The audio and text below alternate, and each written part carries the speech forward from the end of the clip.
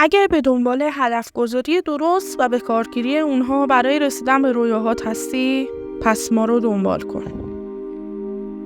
چگونه با هدف گذاری مؤثر به دنبال رویاهامون بریم؟ هدف گذاری مؤثر یکی از اصول کلیدی برای رسیدن به رویاها و آرزوهامونه. اینجا 10 مرحله رو برای به دست آوردن رویاها از طریق هدف گذاری مؤثر آماده کردیم و آخرین روش، جذابترین روش برای رسیدن به رویاهای خودمون است. 1. تجزیه و تحلیل رویاها. شروع با تشخیص و تعریف دقیق رویاها و آرزوهاتون.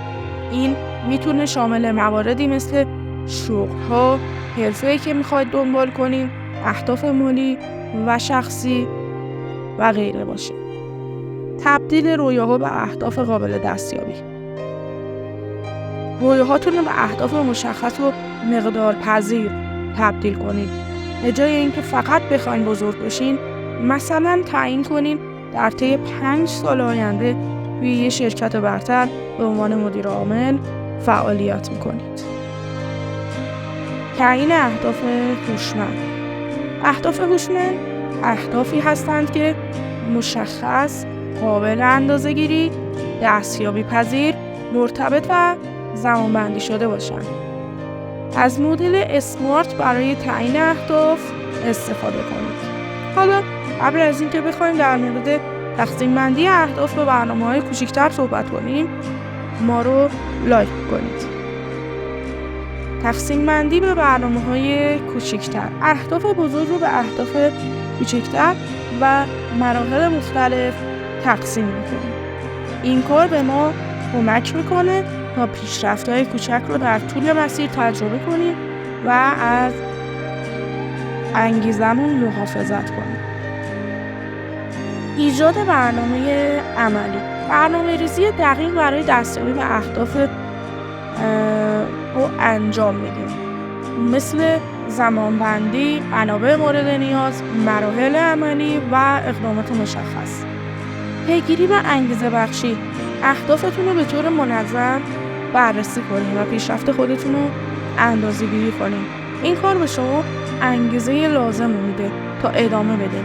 اگه تا اینجای ویدیو نظرتون جلب شده، پس قطعاً مرحله آخر چند برابر نظر شما رو جلب میکنه. انعطاف پذیری و تغییرات. اگرچه مهمه که به اهدافمون پایبند بمونیم، اما انعطاف پذیری خیلی ضروریه.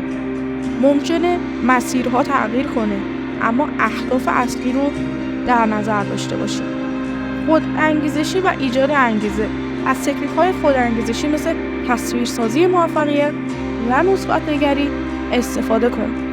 خود انگیزشی باعث میشه تا در هنگام روزهای سخت و سخت‌تر به اهدافت متعهد بمونی. به اشتراک گذاری اهدافت فکر کن. اهداف رو با دیگران به اشتراک بگذار. این کار میتونه حس مسئولیت و انگیزت رو بالا ببره. به نظرتون کدوم یکی از این مراحل جذاب‌تر بودن؟ داخل کامنت ها برامون بنویسید. و حالا میرسیم به مرحله آخر که جذاب‌تر از جذابه.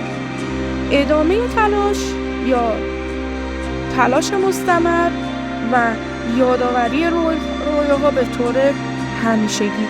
همیشه به یاد داشته باشید که رویاها نیاز به تلاش مداوم دارن. حتی در مواقع سخت‌تر به یاد داشته باشید که چرا به دنبال این اهداف هستید. هدف گذاری مؤثر نیازمند صبر، تعهد و تلاشه. با توجه به مراحل مذکور و انجام اقدامات مرتبط میتونیم به دنبال رویاها و آرزوهامون بریم و به اونها دست پیدا کنیم.